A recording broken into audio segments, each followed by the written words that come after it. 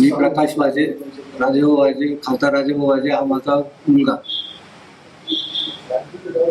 शिवसेनेचे खासदार म्हणून ते निवडून आलेले आहेत आणि आता शिवसेनेमध्ये ऑपरेशन टायगर सुरू आहे असं सगळे माध्यमातून आम्हाला समजतं. परंतु कुठल्याही परिस्थितीत पक्ष सोडायचा नाही हे आमचं नक्की ठरलेलं आहे. हे त्यांनी मला सांगितलं आणि मी त्याला सांगितलेलं आहे आणि त्याप्रमाणे त्यासाठी जी काही मंडळी शिवसेनेची आम्हाला भेटायला आली होती त्यांची आम्ही भेट घेतली.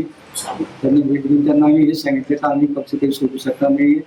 1.5 वर्षापूर्वी देखील राजेभाऊला ठाण्याला बोलून घेतलं होतं. त्यावेळेस त्यांनी ते सांगितलं होतं की माझ्या वडिलांनी विचारल्याशिवाय मी काही सांगू शकत नाही.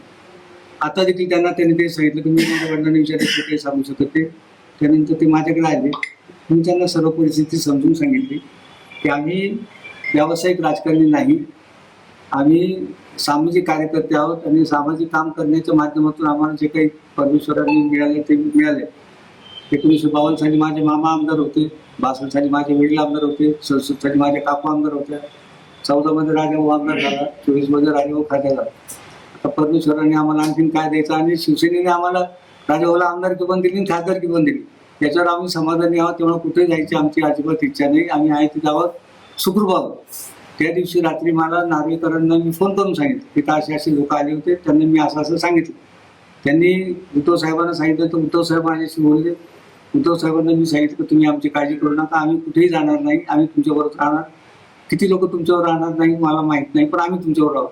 आमची तुम्ही खात्री बाळगा असं त्यांना उद्धव साहेबांनी मी सांगितलं. तुमच्याकडे जे लोक आले होते ते काय ऑफर घेऊन आले होते किंवा काय ते मला समजून सांगायचं, आम्हाला समजून सांगायचा प्रयत्न करत होते की आता या शिवसेने जी ठाकरेंची शिवसेना आहे त्या ठाकरेंच्या शिवसेनेत काही माणसं राहिले नाहीत, आमदार तर राहिले नाहीत, खासदार देखील त्यांचे कमी आहेत आणि बरेच लोक पक्ष सोडण्याच्या मनस्थितीत आहेत. तेव्हा तुम्ही तिथं राहून का थांबून काय करणार आहात? तुमचं काहीतरी विकास कामाला तुम्हाला निधी मिळत नाही, विकास कामं तुमच्याकडून तुम्हाला अडचण येते, तर तुम्ही आपण जर तिकडे गेलो तर आपल्याला विकास कामाला निधी मिळेल, सेंट्रलकडून पैसे मिळतील, स्टेटकडून पैसे मिळतील. पण आम्ही सांगितलं आम्ही आहोत तिथं सुखात आहोत. विकास कामं काही सरकारी विकास कामं हा काही कोणी खिशातून पैसे देऊन करत नाही. विकास होतो तो शेवटी सरकारी माध्यमातून होतो, सरकारी पैशातूनच होतो. तर तो विकास जसा व्हायचा तसा त्या पद्धतीने आम्ही प्रयत्न करू. तेवढं जेव्हा होईल तेवढं होईल. किती रुपयाची काय विकास कामांची ऑफर काय दिलेली होती का? काहीच विकास कामाला सहकार्य करू, मदत करू एवढंच होतं.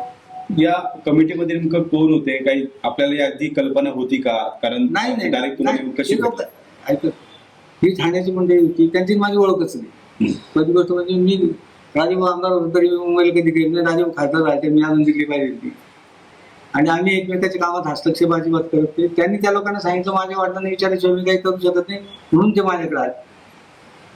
त्यांना माझ्याकडे यायचं काहीच कारण नाही. राजेभाऊने तुम्हाला विचारलं नाही काय निर्णय घेऊ किंवा काय?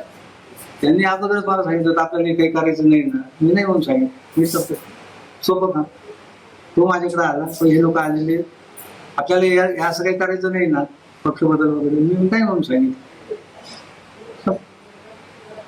आमचं खूप सर एक लक्ष की आमचं अंडरस्टँडिंग खूप क्लिअर असतं आणि लपून छपून असं काहीच नसतं.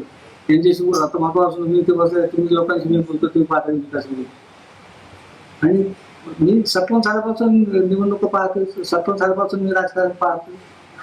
57 साली मी पोस्टर लावायचं काम करत होतो. आज माझं वय 84 वर्ष झाले. म्हणून निवडणूक मी काही कमी पाहिले नाही, भरपूर निवडणूक पाहिले, भरपूर पक्ष बदल पाहिले.